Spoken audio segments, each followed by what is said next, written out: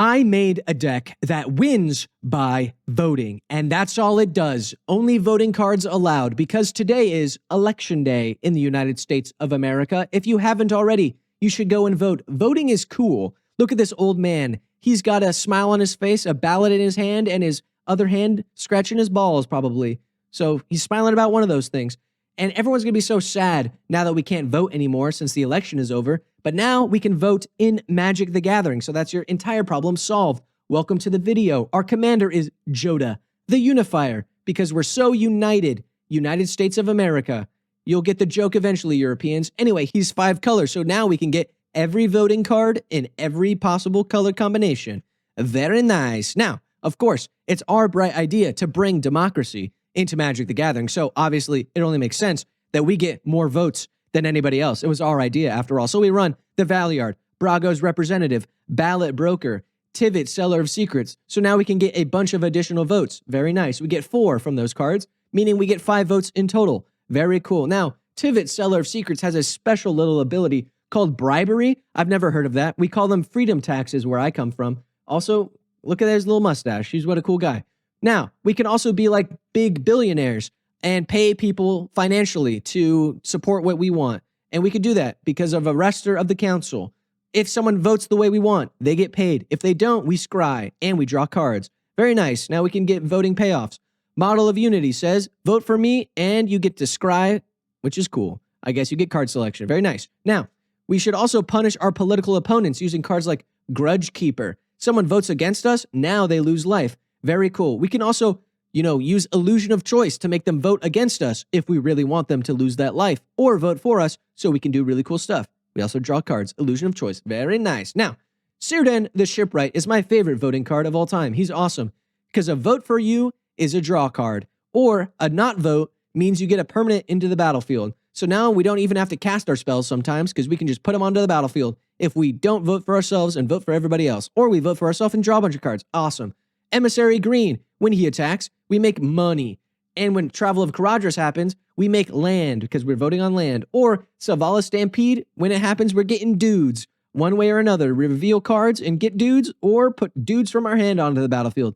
Now that's all the ramp. You can stop typing that comment about ramp. Anyway, it's not all sunshine and rainbows, folks, because politics has a dark side. That's right, I bet you didn't know that. Bite of the Black Rose.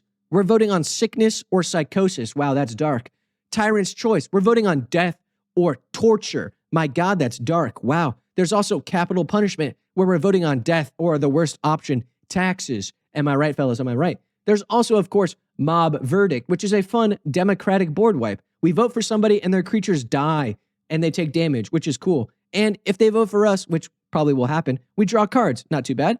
And I threw in Prisoner's Dilemma here because I think it's a vote card in all but name itself. It's also one of the coolest spells ever invented, because I like Prisoner's Dilemma. We've also got Coercive Portal, which is a democratic board wipe. If you vote for the board wipe, your board gets wiped. Everybody's board gets wiped. If you don't vote for board wipe, we draw a card, which is nice. So it's basically like a free draw spell, which means we can vote even more. Very nice. We've also got Magister of Worth. What's it worth? Well, a democratic board wipe if you vote one way, or a revive mechanic where everybody's graveyard comes onto the battlefield, but just the creatures, to make sure that I didn't talk badly.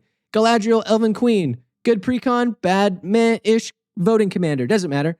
Elrond of the White Council makes up for it because we can get free dudes if they vote for Fellowship, or a +1/+1 boost to all of our creatures if they vote for aid. You're going to see a lot of +1 boosts in the next couple cards. Now, sometimes we need more time to vote.